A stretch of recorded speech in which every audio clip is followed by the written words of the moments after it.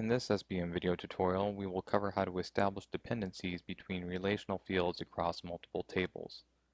The reason you may want to do this is if you have a relational field pointing to items in a table and you wish to limit the number of items that show up in said relational field by selecting an item or value that is associated with each item within that table. The example we'll use for this tutorial will involve the use of 3 tables within the same process app. 1 primary table and 2 auxiliary tables. Here's a graphic to visually explain the general layout of the example we'll be using in this tutorial. Let's say I have a collection of items in this auxiliary table here with a single relational field in the primary table pointing to it. If I want to limit the available selections in this relational field dependent upon a selection I make in another field, those selections need to come from another single relational field in the same table that points to another table that contains those independent items or values that are made in the form of items. Then the items in the original auxiliary table need to be associated with the items from this independent driving auxiliary table. To better explain how this works, I will put it in the context of a simple problem. As a disclaimer, the following scenario would likely not necessitate creating dependencies and relationships between multiple tables, which I'll explain later on. But I will use this example for demonstrative purposes to explain the logic and how it works. It should be noted that relational dependencies can be established between any number of tables, including those that span across multiple applications. Let's say I have a process app with an auxiliary table containing an extensive list of food items. The list can be so long that it might make it difficult for me to find the selection I want in the relational field that points to this table. In order to make things more manageable, I've decided to go ahead and categorize my food items. To do this, I need to go ahead and put my categories in a different table, since dependencies on single relational fields require another single relational field. So you can see here that I have my food item single relational field dependent upon the relational field where I will select my category. And so in this table, newly created table called food category, I have each category represented by a separate item. Once this is completed, I will need to have a relational field in my food items table set for every single item in there. So if I have, for example, the item noodles, I need to go ahead and for that item select grains in the relational field pointing to food category. I mentioned before that multiple tables, certainly more than 3, can be used in this kind of a design. If you have a cascade of different tables, one dependent upon the other, the key thing to know here is that the relational fields need to point upstream to the table that dictates the selections of it. So in other words, the dependent tables need to have a relational field point towards the independent tables before it. And the same thing applies to the relational fields that you'll actually be controlling in the primary table. The dependent relational fields need to point to the driving independent relational fields. Now let's take a look at the design of this process app in Composer. As you can see on the left, here are my 3 tables: the primary table, the food category auxiliary table, and the food item auxiliary table. In the primary table, I have my 2 single relational fields pointing to each one of my auxiliary tables.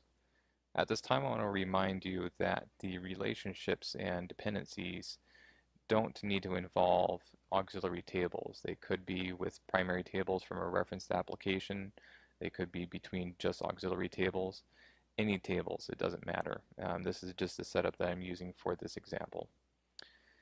Now I have my 2 relational fields, and then for the food category table, there is no relational fields in here because it is the independent driving table.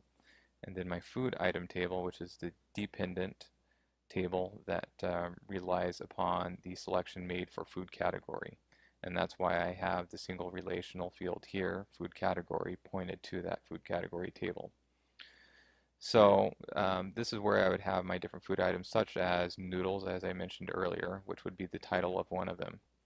And for that one, I would go ahead and set grains in the food category single relational field because grains would be a actual item in the food category table. To go ahead and show you the values I imported into these tables just to make sure to explain these things accurately.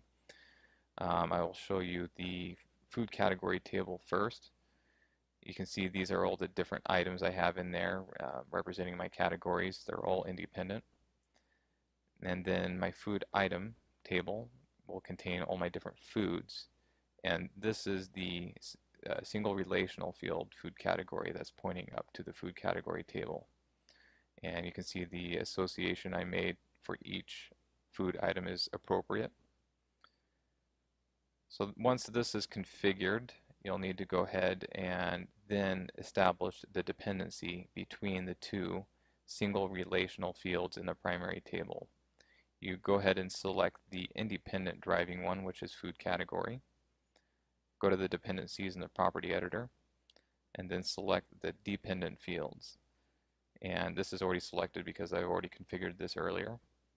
On the right side, you go to Edit Value Restrictions and select the appropriate workflow that this applies to. You select the independent field here, the field that you want to restrict the selections on, and then the column in which you want to match to complete that dependency. Down here you can actually, this is a nifty feature, once you make the selection in the food category selection field, if you want to immediately see like the first valid food item, such as if you were to select grains for category, and the first thing you want to see is the first grain related item show up in the food item selection field, you can select first valid entry. So instead of leaving it to whatever the default value is, in my case none, if you had this selected and I selected grains in the food category, it would instantly populate with whatever my first food item is for that category in alphabetical order. So once you have everything set up as I have outlined here, and also assuming that all your data is properly set up, such as like in the food item table, I needed to actually set a food category for each one of my items. And if this is some new setup where you're trying to go ahead and establish a new relationship to items in another table, you might need to go ahead and utilize mass update or data import to go ahead and start assigning values for like these relational fields in these tables. And you can consult our documentation for more information on those. So once this is deployed, you can go ahead and start playing with the dependencies on the whatever transition form these fields are included on. In my case, it'll be the submit form. You can go ahead and then select an item from your independent field food category and select grains. And as you can see there from that feature I mentioned earlier, the first available selection that satisfies the dependency is automatically shown there and dropped into the field. I can select a different one there, and I select dairy. I got cheeses in my cheese and milk are my selections there. So everything is working. So there is a basic overview of how to use dependencies through relational fields and multiple tables. I mentioned earlier that this may not make the best sense in this particular application where you just have food categories needing to go ahead and limit your selections for food items.